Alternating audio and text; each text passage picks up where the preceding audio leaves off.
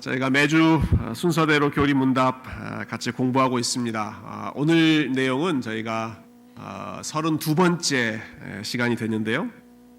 저희가 지난 시간 또 그 전 시간 두 차례에 걸쳐서 믿음이라고 하는 것이 무엇인가에 대해서 함께 나눠보았고, 오늘은 이제 믿음이 우리에게 주는 두 가지 유익, 그것을 신학적인 용어로 칭의와 성화라는 두 단어를 쓰는데요. 이것이 무엇인지, 칭의와 성화가 무엇을 의미하는지 이 질문에 대해서 저희가 함께 생각해 보면 좋겠습니다. 이 내용이 하나하나가 참 중요한 내용이기 때문에 오늘은 칭의 첫 번째 주제에 대해서 같이 생각하고 다음 주에 이제 두 번째 내용을 같이 다룰 텐데요. 질문 칭의와 성화는 무엇을 의미합니까? 우리 답변 부분을 한번 같이 천천히 읽어보실까요? 시작. 칭의는 우리가 하나님 앞에서 의롭다고 선언되는 것을 의미하는데, 이것이 가능한 이유는 그리스도께서 우리를 위해 죽으시고 부활하셨기 때문입니다. 성화는 우리가 점점 더 의롭게 성장하는 것을 의미하는데, 이것이 가능한 이유는 우리 안에서 성령님이 일하시기 때문입니다. 조금 딱딱해 보이는 신학적인 용어입니다만은 우리 천천히 하나씩 생각해 보면 이 안에 얼마나 하나님의 큰 은혜가 담겨 있는지 모르겠습니다. 우리가 다루고 있는 이 주제들이 다 중요합니다만은 특별히 저는 오늘 다룰 이 칭의라고 하는 주제가 너무너무 중요하다라고 강조드리고 싶습니다. 그래서 여러분 매주 참 귀를 기울여 잘 들어주셨지만 오늘은 특별히 여러분 조금 피곤하시더라도 눈을 좀 크게 뜨시고 저를 자주 보시고 고개를 숙이면 자연스럽게 잠이 올 수밖에 없습니다. 가능하면 저를 좀 봐주시고 또 앞에 있는 스크린을 보시면서 이 내용이 도대체 무슨 내용인지를 저희가 한번 생각해 보면 좋겠는데요. 제가 이 칭의라고 하는 주제가 너무 중요한 주제다라고 말씀드렸는데, 이것은 제 개인적인 생각이 아니라 우리의 신앙적인 선배 또 신학자들이 누차 강조했던 그러한 내용입니다. 대표적으로 마틴 루터라고 하는 종교개혁가는 이 칭의 교리야말로 교회가 서느냐 넘어지느냐, stands or falls, 교회가 서고 넘어짐을 결정하는, 좌우하는 그러한 핵심적인 교리가 바로 이 칭의 교리다 라고 이야기하고 있습니다. 왜냐하면 이 짧은 주제에 한 단어의 개념입니다만은 이 안에 하나님이 어떠한 분이신지도 들어가 있고, 우리가 어떤 존재인지라고 하는 내용도 들어가 있고, 그리고 우리가 어떻게 구원받을 수 있는지, 그리고 우리가 구원받는 일에 있어서 그리스도께서 어떤 역할을 하는지, 이러한 모든 내용들이 아주 집약적으로 들어있기 때문에 우리 칭의라고 하는, 영어로는 justification이라고 하는 이 내용을 저희가 함께 살펴보면 좋겠습니다. 먼저 이 단어가 무슨 뜻인지를 먼저 한번 생각해 보죠. 칭의, 우리가 일상적으로 잘 쓰는 단어는 아니죠. 칭의라고 하는 단어, 여러분 대화하면서 그런 단어 별로 안 쓰시죠. 영어로는 justification이라고 하는 단어인데요. 이 단어를 좀 끊어서 보면 앞에 just라고 하는 단어는 의롭다, 의롭다라고 하는 단어겠죠. 그 다음에 중간에 있는 fi, 이거는 이제 동사로 만드는 그런 전미사죠. modify 하면 justify 하면 의롭게 하다, 또 satisfy 하면 만족스럽게 하다, 이러한 전미사가 이 fy죠. 그 뒤에는 이제 명사로 만드는 전미사이고요. 그러니까 사전적인 단어로 본다면 justify라고 하는 단어는 의롭게 하다, 의롭게 만들다라고 하는 뜻입니다. 아마 일상적인 맥락에서 이 justify라고 하는 단어를 쓸 때에는 자기의 정당함을 변호할 때, 자기를 정당화하려고 할 때 우리가 justify 한다, 자기의 의로움을 밝히려고 증명하려고 하는 그러한 시도를 우리가 justify 한다라고 하는 표현을 쓸 텐데요. 이 단어가 신학적으로는 우리가 성경의 교리를 정리한 단어로서는 이런 뜻입니다. 빨간색으로 제가 강조해 놓은 것처럼 칭의, 이것은 우리가 하나님 앞에서 의롭다고 선언되는 것, 우리가 하나님 앞에서 의롭다고 선언되는 것, 이것이 칭의이다. 이거는 수동태 문장으로 되어 있습니다. 이걸 주어를 바꾸어서 능동태로 바꾸면 칭의라고 하는 것은 하나님께서 우리를 의롭다고 인정해 주시는 것, 하나님께서 우리를 의롭다고 just하다고 인정해 주시고 그렇게 칭해 주신다, 그렇게 불러 주신다, 선언해 주신다라고 하는 것이 칭의입니다. 자, 그러니까 이 칭의의 주체는 누구입니까? 누가 의롭게 하는 겁니까? 하나님께서. 내가 나를 의롭게 하는 것이 아니라 하나님께서 God justifies us. 하나님께서 우리를 의롭다고 해주신다. 무엇을 근거로 의롭게 해주십니까? 이것이 가능한 이유는 그리스도께서 우리를 위해 죽으시고 부활하셨기 때문에, 내가 뭔가를 했기 때문에 하나님께서 의롭다고 해주시는 것이 아니라 그리스도께서 죽으시고 그리스도께서 나를 위해 부활하셨기 때문에 그 사실로 인해서 하나님이 나를 의롭다고 인정해 주신다라는 것이죠. 아니, 내가 한 게 없는데 어떻게 내가 의롭게 될 수 있는가? 그 이유는 바로 이 일의 믿음, 우리가 지난 시간, 전 시간에 보았던 이 믿음이라고 하는 우리의 행위를, 믿음을 하나님께서 도구로 사용하셔서 죄인된 저와 죄인된 우리와 의로우신 예수 그리스도를 하나로 연합시켜 주시기 때문에 그 결과 그리스도 안에서 우리를 의롭다고 하나님께서 인정해 주신다라는 사실이죠. 이러한 연합, 이러한 영적인 연합을 많은 신학자들은 이 남녀 간의 결혼에 비유해서 설명을 했습니다. 남녀 간의 결혼, 그 중에 대표적인 설명이, 저는 이 마틴 루터 목사님이 하셨던 설명이 가장 잘 이해가 됐습니다. 조금 그 내용이 깁니다만은 이 개념을 여러분 생각하시면서, 믿음으로 나와 그리스도가 연합했다, 이것은 영적인 결혼이다, 이것으로 인해서 어떠한 유익이 생기는지를 제가 한번 읽어보겠습니다. 비길 데 없이 큰 믿음의 유익은 신부가, 우리죠, 그의 신랑과 하나 되게 하는 것과 같이 우리 영혼과 그리스도를 하나 되게 한다는 것입니다. 이러한 비밀에 의해 그리스도와 우리는 한 몸이 됩니다. 그리고 만약 이 둘이 한 몸이고 그들 사이에 참된 결혼이 존재한다면 그들이 가진 모든 것은 좋은 것이나 나쁜 것이나 공동으로 소유하게 됩니다. 여러분, 그렇죠? 결혼을 한다라고 하는 것은 남편과 아내 간에 모든 것을 공동으로 소유하게 되는 것. 좋은 것도 공동으로 소유하지만 안 좋은 것도 공동으로 소유하고 책임을 함께 나누는 것, 그것이 결혼의 결과이죠. 여러분, 혹시 결혼하셨는데 따로따로 비자금 챙겨서 따로따로 어카운트 만들어서 하시면 모를 때는 괜찮습니다만 발각되고 나면 조금 불편한 그런 관계가 될 수 있습니다. 결혼을 한다, 부부간의 연을 맺는다라고 하는 것은 기쁨도 슬픔도 좋은 것도 나쁜 것도 함께 공유한다라고 하는 것이죠.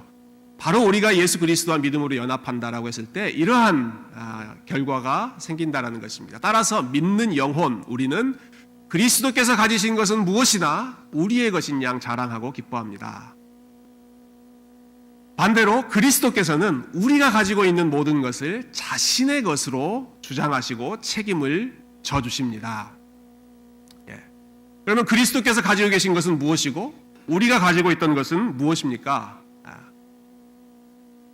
그리스도께서는 은혜와 생명과 구원, 이것을 가지고 계셨고, 반면 우리는 죄와 죽음과 저주, 이것으로 가득 차 있습니다. 이제 믿음을 이 둘 사이에 개입시켜 봅시다. 그러면 우리가 가지고 있던 죄와 죽음과 저주, 온갖 나쁜 것들은 다 그리스도의 것이 될 것이고, 반대로 그리스도께서 가지고 있던 온갖 좋은 것들은 우리의 것이 될 것입니다. 거룩한 신랑 그리스도는 이 가난하고 사악한 여인과 결혼하시고 그 여자를 모든 악에서 건지시며 그 여자를 자기의 모든 선한 것, 의로운 것으로 아름답게 장식해 주십니다. 그래서 이 여인의 죄들, 우리의 죄들은 더 이상 우리를 멸망시킬 수 없습니다. 왜냐하면 그것들은 모두 그리스도에게 옮겨지고 그리스도에 의하여 삼키운 바 되었기 때문입니다. 그리고 그 여자는 그의 남편인 그리스도가 갖는 모든 의로움을 자신의 것으로 자랑할 수 있게 됩니다. 조금 긴 인용문이었습니다만은 여러분, 이 내용의 그 본질을 잘 파악하셨을 거라고 생각합니다. 그리스도께서 가지고 계신 모든 좋은 것이 믿음을 통해서 우리의 것이 되고, 우리가 가지고 있던 모든 악한 것은 그리스도께로 옮겨져서 그리스도께서 십자가에서 다 정리해 주셨기 때문에 믿음으로 그리스도와 연합한 결과 우리가 그리스도 안에서 하나님 앞에 의롭다라고 하는 이러한 선언을 받게 된다라고 하는 것이죠. 참으로 놀랍게도 이러한 칭의의 원리가 우리가 요즘에 묵상하고 있는 이 레위기 말씀에도 나타나고 있다라는 사실을 발견하게 되었습니다. 제가 이것을 레위기에서 만날 줄은 꿈에도 생각을 못했습니다. 레위기는 항상 어려운 책, 상관없는 책이라고 생각했는데 읽다 보니까 여기에도 이러한 칭의, 이러한 원리가 들어있구나. 여러분 레위기 5장 23절에 2절과 3절에 보면 이것은 이제 속죄제라고 하는 제사를 드리는 경우인데요. 속죄제를 드리는 경우가 참 다양한 경우가 있는데 그 중에 하나는 본인이 부정한 것과 접촉해버리면 그 사람도 부정하게 돼서 하나님 앞에 속죄 제물을 드려야 했습니다. 그 한 예가 여기 나옵니다. 만일 누구든지 부정한 것들, 곧 부정한 들짐승의 사체나 부정한 가축의 사체나 부정한 곤충의 사체를 만졌으면 부지중이라고 할지라도 그 몸이 더러워져서 허물이 있을 것이요. 만일 부지 중에 자기가 알지 못하는 중에라도 어떤 사람의 부정에 닿았는데 그 사람의 부정이 어떠한 부정이든지 그것을 깨달았을 때에는 허물이 있을 것이요. 그러니까 그 부정해진 사람은 본인이 하나님 앞에 속죄의 제사를 드려서 깨끗하게 해야 한다라고 하는 뜻이죠. 우리 하나님은 생명을 창조하신 분이시고 생명을 좋아하시는 분이신 반면에 죽음이라고 하는 것은 하나님이 원하시는 결과가 아니었습니다. 그래서 하나님이 이 죽음이라고 하는 것을 얼마나 싫어하시는지 그냥 눈에 죽은 시체와 접촉하는 것도 하나님 보시기에는 부정하다 이렇게 간주하셨습니다. 죽은 사람과 접촉하는 것도 부정하게 되고, 이거 뭐 지금의 이야기를 하는 것이 아닙니다. 레위기의 상황에서, 구약 시대의 상황에서 어떤 죽은 것과 접촉하게 되면 죽은 시체든지 동물의 시체든지 곤충의 시체든지 내가 무의식 중에 그것과 접촉하게 되면 나도 똑같이 부정해지는 결과가 초래되기 때문에 내가 하나님 앞에 속죄 제사를 드려야 한다. 심지어는 죽은 것이 아니라 죽어가는 것이라고 하더라도, 그러니까 몸에 병이 생겨서 몸이 약해진다, 혹은 몸에서 피가 흐른다라고 하는 것은 생명이 빠져나가는 것이죠. 죽어가는, 생명이 아니라 죽어가는 그런 과정에 있는 그 사람과 접촉하더라도, 병에 걸린 사람, 몸에 피를 흘린 사람과 접촉하더라도 똑같이 부정해지기 때문에 내가 하나님 앞에 속죄 제사를 드려야 한다라고 하는 것이죠. 자, 부정한 것, 죽은 것과 접촉하면 그러한 우리말에도 아주 우리말이 성경과 굉장히 가까운 것 같아요. 부정탄다라는 말이 있잖아요. 정확히 딱 그렇습니다. 부정타는 겁니다. 죽은 것과 접촉했을 때. 그런데 정반대의 개념이 레위기에 또 나옵니다. 똑같은 속죄제사의 개념입니다. 속죄제사를 드리는데 레위기 6장에 보면 25절부터 27절에 우리 한번 이 말씀 같이 한번 읽어볼까요? 6장 시작. 속죄제의 규례는 이러하니라. 속죄제 제물은 지극히 거룩하니 여호와 앞 번제물을 잡는 곳에서 그 속죄제 제물을 잡을 것이요, 죄를 위하여 제사장이 그것을 먹되 곧 회막들 거룩한 곳에서 먹을 것이며 그 고기에 접촉하는 모든 자는 거룩할 것이며. 아주 흥미로운 내용이 여기 나오죠. 자, 속죄 제물로 드리는 고기를 제사장이 먹습니다. 그런데 제일 마지막 부분에 보니까 속죄 제물로 드려진 그 고기에 접촉하는 모든 자는 어떻게 된다고요? 거룩하게 된다. 여러분, 조금 전에 5장에서는 죽은 고기와 접촉하면 모두가 어떻게 된다? 부정해진다, 거룩하지 않게 된다. 그런데 속죄 제물로 드려진 그 제물, 그 고기와 접촉하는 자는 반대로 거룩하게 된다. 접촉하는 모든 사람마다 거룩하게 된다라는 것이죠.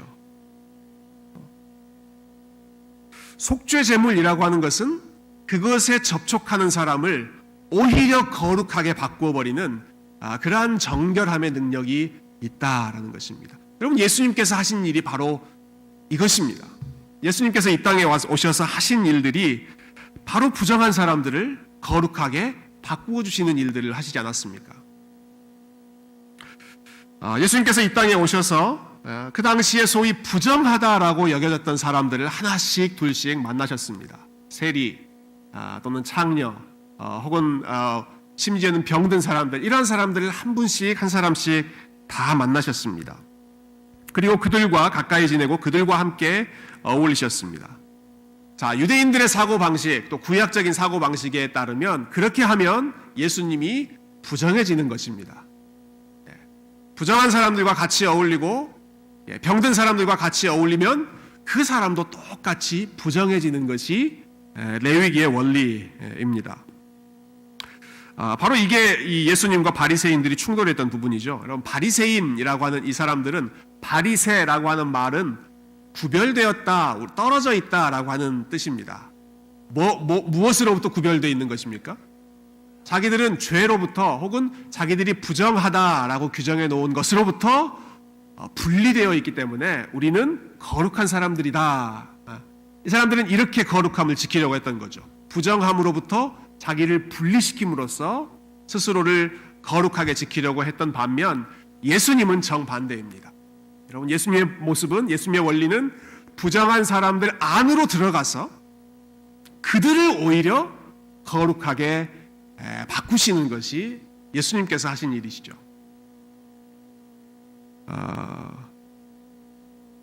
그래서 병자들을 만나시고 죽은 사람들을 예수님께서 터치하시고, 그것은 자기가 부정해지는 그러한 결과를 초래하는 일인데도 불구하고 예수님은 병자들을 만나서 그들과 접촉하시고, 죽은 자들을 만나서 그들과 접촉하시고 그들을 다시 살리시고, 아주 대표적인 사건 중에 하나가 예수님께서 나병 환자를 만나시는 거죠. 나병 환자, 예전에는 이제 문둥병자라고 나왔죠. 그 사람과 접촉하면 그 사람과 접촉한 사람도 똑같이 부정해지기 때문에 일정한 기간 동안 그 공동체에서 격리되어야 했습니다. 근데 예수님은 오히려 그 사람의 몸에 손을 대시고 내가 원하노니 네가 나음을 입기를 원한다라고 말씀하시고, 그리고 나서는 선언해 주십니다. 네가 깨끗해졌다. 너 때문에 내가 부정 탔다라는 게 아니라 네가 나와 접촉했으므로, 내가 너를 만지고 나의 거룩함으로 너를 치유하였으므로 네가 거룩함을 회복했다, 정결해졌다라는 거죠. 이 거룩함과 부정함의 원리가 예수님 안에서는 역전되는 것, 뒤집어지는 것을 우리가 볼 수 있는 거죠. 가장 거룩하신 분과 접촉하게 됐을 때 가장 부정했던 사람도 그분으로 인해서 거룩함이 회복되는 역사, 이것이 하나님께서 예수 그리스도를 믿을 때 그 믿는 성도들에게 주시는 거룩함의 회복, 의로움의 회복이라고 하는 이 칭의의 역사입니다. 믿음으로 예수님과 연합할 때, 즉 예수님께서 나를 위해 죽으시고 부활하셨다라고 하는 사실, 예수님이 하나님의 모든 율법을 완벽하게 이루신 가장 거룩한 분, 가장 의로우신 분이다라고 하는 사실을 우리가 믿음으로 받아들일 때 그분의 의로움이 나의 의로움인 것으로 하나님께서 그렇게 인정해 주시겠다라는 것입니다.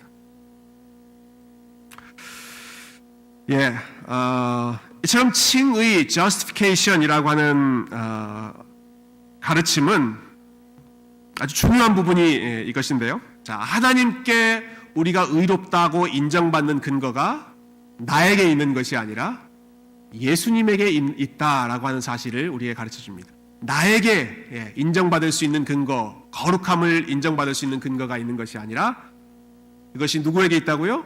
예수님에게 있다.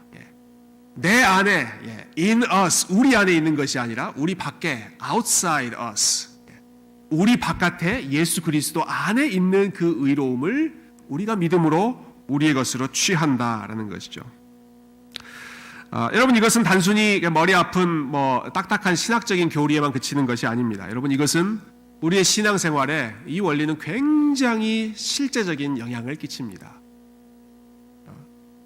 자, 우리가 의롭다함 받는 근거가 우리 안에 있지 않고 예수 그리스도 안에 있기 때문에 누구든지 예수 그리스도를 믿는 사람은 본인이 하나님으로부터 죄 사함을 받았고 하나님의 자녀가 되었고 천국 백성이 되었다라고 하는 사실을 지금 이 순간 이곳에서 믿고 확신하며 살 수가 있습니다. 그것이 내 안에 있는 어떤 것이 근거가 되어서 이루어지는 일이라면 확신하면서 살 수가 없습니다. 내 안에 있는 어떤 일, 내가 잘 살았는가? 내가 평생 하나님 보시기에 부끄럽지 않게 살았는가? 이것에 근거해서 하나님이 어디 한번 보자, 너 어떻게 살았는지 보자, 보고 의롭다, 의롭지 않다라고 판단해 주신다라고 한다면 우리 중에 누가 하나님 앞에서 자신 있게 제가 의롭습니다라고 주장할 수가 있겠습니까? 아무도, 그 누구도 자기가 행한 것, 자기가 살아온 것을 근거로 해서는 하나님 보시기에 의롭다는 선언을 받을 사람이 한 명도 없죠. 그러나 그 근거가 나에게 있지 않고 그리스도에게 있다면 예수님이 완벽한 삶을 사신 것은 의심할 수 없는 사실이고 예수님께서 우리를 위하여 죽으시고 부활하셨다라고 하는 사실, 하나님의 그 공의의 기준을 완벽하게 이루셨다는 사실은 의심할 바 없는 말씀이 가르쳐주는 사실이기 때문에 내가 예수 그리스도의 이루신 일을 받아들이면 비록 내 삶이 불완전하고 연약하다고 하더라도 지금 이 순간이라고 하더라도 내가 예수 그리스도 안에 있기 때문에 나는 용서함 받았다. 나는 하나님의 자녀다. 나는 지금 이 순간이라도 하나님이 부르시면 천국 백성 된다라고 하는 사실을 여러분 조금도 의심하지 않고 우리가 믿을 수 있는 근거, 우리의 칭의가 예수 그리스도의 공로에 의존하고 있기 때문이다라고 하는 사실에 있습니다. 제가 이러한 그 칭의 교리를 좀 실질적으로 경험한 때가 한 번 있었는데요. 벌써 한 3년 전 일인데 제가 당시에 사역하던 교회에 50대 중반의 남자분께서 출석하기 시작했습니다. 근데 알고 봤더니 이분이 이 암 말기 선고를 받고 시한부 인생을 사는 분이셨는데 이분이 이제 지푸라기라도 잡는 마음으로 교회에 출석하기 시작하신 것이죠. 그러다가 제가 인도하는 그 성경 공부 모임에 한 6개월 정도 같이 공부할 수 있는 그런 기회가 있었습니다. 그렇지만 제가 아무리 성경을 설명하고 또 기독교 교리를 이제 같이 나눠도 결단하지 못했습니다. 예수님을 믿겠다라는 결단을 하지 못하시다가 더 이상 교회에 나오지 못할 정도로 약해지셨습니다. 그래서 마지막 한 달은 호스피스 병동에서 이제 보내시는데 제가 이분이 이제 마지막일지 모른다라는 생각을 갖고 매주 한 번씩 방문하면서 신방하던 중에 조금 전에 우리가 읽었던 그 로마서 5장 1절과 2절 말씀을 같이 좀 나눴습니다. 우리 아까 읽었지만 한번 다시 같이 한번 읽어볼까요? 시작. 그러므로 우리가 믿음으로 말미암아 의롭다 하심을 받았으니 우리 주 예수 그리스도로 말미암아 하나님과 화평을 누리자. 그로 말미암아 우리가 믿음으로 서 있는 이 은혜에 들어감을 얻었으며 하나님의 영광을 바라고 즐거워하느니라. 이 말씀 읽고 제가 그렇게 권면해드렸습니다. 결국 우리가 제일 중요한 것은 하나님 앞에 섰을 때 어떠한 평가받는지, 그것이 제일 중요한데 우리가 하나님 앞에서 의롭다함 평가받을 수 있는 그 길은 다른 것 없습니다. 다 한 가지입니다. 예수님 안에 있으면 되는 것입니다. 선생님, 다른 것 아무것도 없습니다. 예수 그리스도를 받아들이시면, 예수님이 선생님의 구원자이신 걸 믿으시면 하나님 앞에서 화목을 누리실 수 있습니다. 이 말씀 같이 나누고 같이 기도하고 참 감사하게도 그 순간에 성령님께서 역사해 주셔서 이분이 예수님을 영접하셨습니다. 그리고 참 소망 가운데 이제 생명을 마무리하시고 참 그 복음을 받아들인 사람의 이 모습이 얼마나 그 표정이 바뀌어지는지 제가 가까이에서 보면서 참 저 역시 은혜를 많이 받았는데요. 자, 이러한 경우에 여러분 생각해 보십시오. 자, 이분을 향해서 당신은 하나님의 자녀가 되었습니다. 당신은 죄 사함을 받았습니다. 당신은 천국의 백성이 되었습니다. 라고 하는 말을 분명하게 확신 있게 선언해 줄 수가 있습니까? 없습니까? 여러분 한번 생각해 보세요. 평생 안 믿으신 분입니다. 그러다 6개월 잠깐 교회에 출석하셨습니다. 그리고 예수님 영접하신 것은 마지막 한 달 남짓한 그 시간 안에 예수 그리스도를 믿겠다, 예수 그리스도를 나의 주로 영접하셨습니다. 자, 그 순간에 이분이 천국 백성 되었다, 구원받은 사람이다 라고 하는 것을 우리가 선언해 줄 수 있습니까? 아니면 잘 모르겠습니까? 여러분 확실한 믿음을 가지고 계셔서 선언해 줄 수 있습니다 라고 고백해 주셨죠. 만약에 우리가 하나님 앞에서 의롭다라고 하는 선언을 받는 일이 내가 평생 어떻게 살았느냐에 달려 있다면 그 순간에 그 고백만 가지고 당신은 구원받았습니다라고 말해줄 수 없습니다. 한번 지켜봅시다. 하나님께서 은혜 베풀어 주시기를 한번 기대해 봅시다. 이렇게는 말해줄 수 있겠죠. 평생 살아온 것을 결국 하나님께서 다 카운트해서 그것을 의로운지 의롭지 않은지로 판단하신다면 여러분 50년 이상 되는 시간을 하나님 모르고 살았는데 마지막 한순간에 예수님 믿었다라고 해서 평생 보낸 시간이 있는데 어떻게 그것을 카운트했을 때 그 사람에 대해서 구원받았다라고 이야기할 수 있겠습니까? 우리의 삶이 근거가 된다면 도저히 할 수 없는 선언이죠. 그렇지만 성경적인 기독교, 사도 바울이 가르쳐주고 우리에게 알려주는 기독교는 누구든지 예수 그리스도를 주로 고백하면 그 사람이 과거에 어떻게 살았든지 상관없이, 그리고 아무리 그 믿음의 고백이 연약하고 보잘것없는 참 그러한 고백이라고 하더라도 그 고백 안에 예수 그리스도를 분명하게 바라보고 있다면 그 사람에게는 당신은 하나님의 백성입니다, 당신은 천국이 준비된 사람입니다 라고 분명하게 확신 있게 우리가 선언해 줄 수 있습니다. 자, 그 과정을 겪으면서 제가 개신교 목사라고 하는 사실이 너무 감사했습니다. 왜냐하면 로마 가톨릭 교리에 따르면 그렇게 선언해 주는 것은 함부로 해서는 안 되는 일이거든요. 왜냐하면 평생 본인이 얼마나 거룩한 삶을 살았는지, 의로운 삶을 살았는지를 보고 하나님께서 판단하신다라는 것이 로마 가톨릭의 기본적인 교리이기 때문에 글쎄 뭐 그럴 일은 없겠습니다만, 제가 사제였다면, 가톨릭의 사제였다면 그 선생님을 향해서 당신은 구원받은 백성입니다라고 확신 있게 선언해 줄 수 없었습니다. 그렇지만 하나님의 말씀에 따라서, 로마서 5장 이 말씀에 따라서 우리는 분명하게 지금 이 순간 내가 예수 그리스도를 주로 고백할 때 내가 그리스도의 사람입니다 라는 사실을 확신할 수가 있는 것이죠.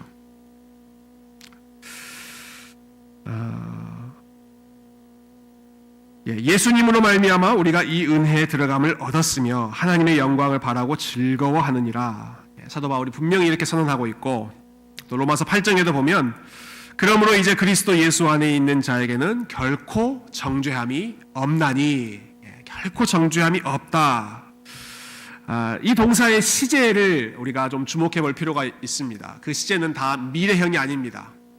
앞으로 즐거움을 누릴 것이다, 앞으로 정죄함이 없을 것이다가 아닙니다. 이미 그 순간에 그리스도 예수 안에 있는 사람은 결코 정죄함이 없는 것이다. 하나님께서 이미 그 사람에게 너는 의롭다라고 선언해 주신다라고 하는 것이죠. 내가 그리스도 안에 있기 때문에, 또한 저와 여러분이 그리스도 안에 있다라고 한다면 우리의 과거가 아무리 부끄럽다고 하더라도, 혹은 우리의 현재 모습이 아무리 불완전한 모습이라고 하더라도,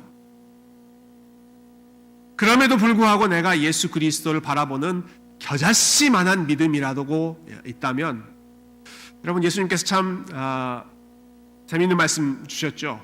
우리에게 엄청난 믿음을 얘기하지 않으셨습니다. 너희 가운데 겨자씨만한 믿음, 아주 작은 믿음, 그 믿음의 분량, 그 믿음의 정도가 아무리 작고 연약하다고 할지라도 그 믿음의 대상 되는 예수 그리스도를 바라보고 있는 겨자씨만한 믿음, 그 믿음을 가지고 있는 사람이라면 하나님께서 그 사람을 그분의 자녀로 용납해 주신다, 너는 의롭다라고 선언해 주신다.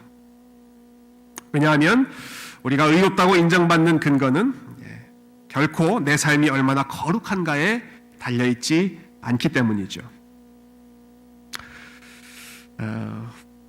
이미 말씀드렸습니다마는 우리가 우리 자신을 본다면 어느 누가 나는 이만큼 잘 살았습니다, 하나님 앞에 떳떳하게 그렇게 설 수 있겠습니까?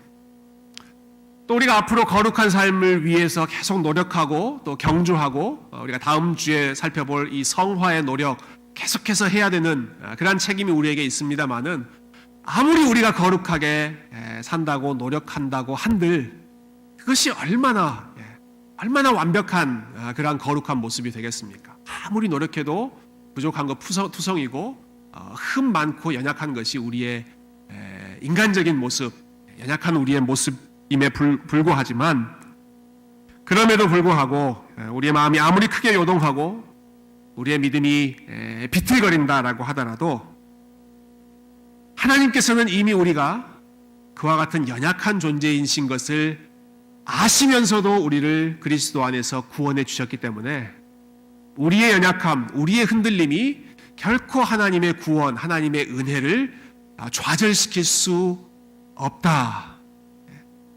우리의 연약함보다도 하나님의 은혜가 훨씬 더 크고 강력하다라고 하는 사실을 우리가 이 칭의의 원리, 교리를 통해서 함께 생각해 봐야 할 것입니다. 시편 기자가 고백한 것처럼 하나님께서는 우리의 체질을 아시는 분이십니다. 어떤 체질이냐? 우리가 진토와 같이 부서지기 쉽고 깨어지기 쉽고 연약한 존재이신 것을 하나님은 이미 아시면서도 그리스도 안에서 우리를 연약한 모습 그대로, 있는 모습 그대로 받아주셨습니다.